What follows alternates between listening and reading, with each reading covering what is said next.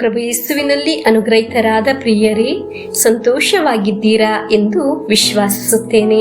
ದೇವರು ನಿಮ್ಮನ್ನು ಎಲ್ಲಾ ವಿಧದಲ್ಲೂ ಸಮೃದ್ಧಿಯಾಗಿ ಶಕ್ತವಾಗಿ ಅನುಗ್ರಹಿಸಲಿ ಎಂದು ಪ್ರಾರ್ಥಿಸುತ್ತೇನೆ. ಇಂದು ಆಲಿಸುವ ವಾಕ್ಯ ವಿಶ್ವಾಸದಿಂದ ಸ್ವೀಕರಿಸುವ ಎಲ್ಲಾ ಕುಟುಂಬಗಳನ್ನು, ವ್ಯಕ್ತಿಗಳನ್ನು ದೇವರ ಕರಗಳಿಗೆ ಸಮರ್ಪಿಸಿ ಪ್ರಾರ್ಥಿಸುತ್ತೇವೆ.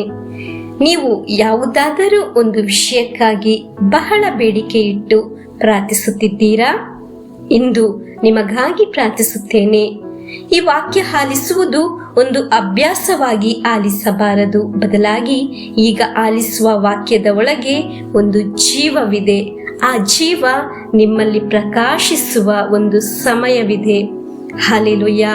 ಪ್ರಭುವೇ, ಈ ವಾಕ್ಯ ಆಲಿಸುವ ಎಲ್ಲರನ್ನು ನಿಮ್ಮ ಕರಗಳಿಗೆ ಸಮರ್ಪಿಸುತ್ತೇನೆ. ದೇವರೇ, ನೀವು ನಮ್ಮನ್ನು ಸಂರಕ್ಷಿಸುತ್ತಿರುವುದಕ್ಕಾಗಿ ಸ್ತುತಿ, ಸ್ತೋತ್ರ, ಮಹಿಮೆಯನ್ನು ಸಲ್ಲಿಸುತ್ತೇವೆ. ಇಂದು ಆಲಿಸುವ ವಾಕ್ಯ ಪ್ರೇಷಿತರ ಕಾರ್ಯಕಲಾಪಗಳು 7ನೇ ಅಧ್ಯಾಯ 35ನೇ ವಾಕ್ಯವನ್ನು ಆಲಿಸೋಣ. ನಮ್ಮ ನ್ಯಾಯ ತೀರಿಸುವ ಅಧಿಕಾರವನ್ನು ನಿನಗೆ ಕೊಟ್ಟವರು ಯಾರು ಎಂದು ಇಸ್ರಾಯೇಲರಿಂದ ತಿರಸ್ಕೃತನಾದವನೇ ಆ ಮೋಶೆ. ಉರಿಯುವ ಪೊದೆಯಲ್ಲಿ ಕಾಣಿಸಿಕೊಂಡ ತಮ್ಮ ದೂತನ ಮೂಲಕ ದೇವರು ಅಧಿಪತಿಯನ್ನಾಗಿಯೂ ವಿಮೋಚಕನಾಗಿಯೂ ನೇಮಿಸಿದ್ದು ಇವನನ್ನೇ. ಪ್ರಿಯರೇ, ಮನುಷ್ಯರು ಮೋಶೆಯನ್ನು ತಿರಸ್ಕರಿಸಿದರು.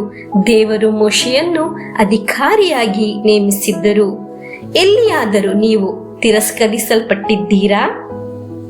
ಈ ವಾಕ್ಯ ಆಲಿಸುವ ಅನೇಕರ ಅನುಭವ ಇದಾಗಿದೆ. ಪ್ರೀತಿಸುವವರು ಸಹ ತಿರಸ್ಕರಿಸುವ ಒಂದು ಅವಸ್ಥೆ.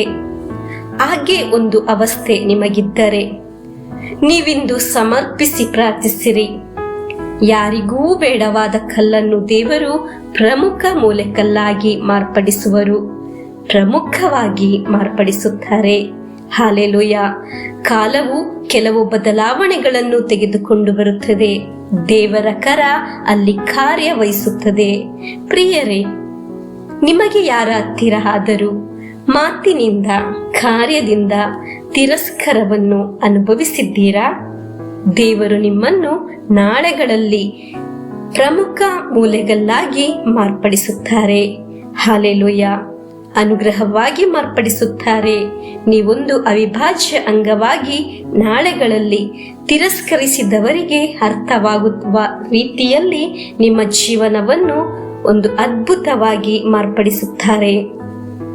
ನೀವು ಎಲ್ಲಿ ಆಗಿದೆ ತಗ್ಗಿ ಹೋಗಿದ್ದು, ಎಲ್ಲಿ ಆಗಿದೆ ಕುಗ್ಗಿ ಹೋಗಿದ್ದು, ನಿಮ್ಮನ್ನು ಅಲ್ಲಿ ಆ ಸ್ಥಳದಲ್ಲಿ ಅಧಿಕಾರಿಯಾಗಿ, ವಿಮೋಚಕನಾಗಿ ದೇವರು ಮಾರ್ಪಡಿಸುತ್ತಾರೆ. ಹಲ್ಲೆಲೂಯಾ. ಈ ವಾಕ್ಯವನ್ನು ಪುನಃ ಪುನಃ ಓದಿರಿ. ಈ ವಾಕ್ಯವನ್ನು ನೀವು ಹೃದಯದಲ್ಲಿ ಸೇರಿಸಿ ಇಟ್ಟು ಹೇಳಬೇಕು, ಈ ವಾಕ್ಯವನ್ನು ನನ್ನ ಜೀವನದ ಜೀವವಾಗಿ ಸ್ವೀಕರಿಸುತ್ತೇನೆ ಎಂದು. ಈ ವಾಕ್ಯ ವಿಶ್ವಾಸಿಸುವಾಗ ನಾವು ಆ ದೇವರ ವಾಕ್ಯದ ಶಕ್ತಿಯಿಂದ ಜೀವಿಸಲು ಪ್ರಾರಂಭಿಸುತ್ತೇವೆ. ಮುಂದೆ ಸಾಗಲು ಸಾಧ್ಯವಾಗುತ್ತದೆ. ದೇವರ ಕರ ನಿಮಗೆ ಸಹಾಯ ಮಾಡಲಿ. ಈ ವಾಕ್ಯವನ್ನು ಶೇರ್ ಮಾಡುವುದರಿಂದ ನಾವು ಈ ಶುಶ್ರೂಷೆಯ ಶುಶ್ರೂಷಕರು ಆಗಬಹುದು. ನಮಗೆ ಪ್ರಾರ್ಥಿಸೋಣ. ಯೇಸುವಿನ ಆಶೀರ್ವಾದವನ್ನು ಸ್ವೀಕರಿಸೋಣ. ನಮ್ಮ ಪ್ರಭು ಯೇಸು ಕ್ರಿಸ್ತರ ವರಪ್ರಸಾದವು, ದೇವರ ಪ್ರೀತಿಯು, ಪವಿತ್ರಾತ್ಮರ ಅನ್ಯೋನ್ಯತೆಯು ನಮ್ಮೊಡನೆ ಇರಲಿ. ರೋಗಗಳಿಂದ, ಅಪಘಾತದಿಂದ, ದುರ್ಮರಣದಿಂದ, ಅಗಾಲಿದ ಮರಣದಿಂದ, ಅಸೂಯೆಯಿಂದ, ಮೋಸೆ ವಂದನೆಯಿಂದೆല്ലാം ದೇವರು ನಮ್ಮನ್ನು ಸಂರಕ್ಷಿಸಲಿ. ಹಲ್ಲೆಲೂಯಾ. ಆಮೆನ್.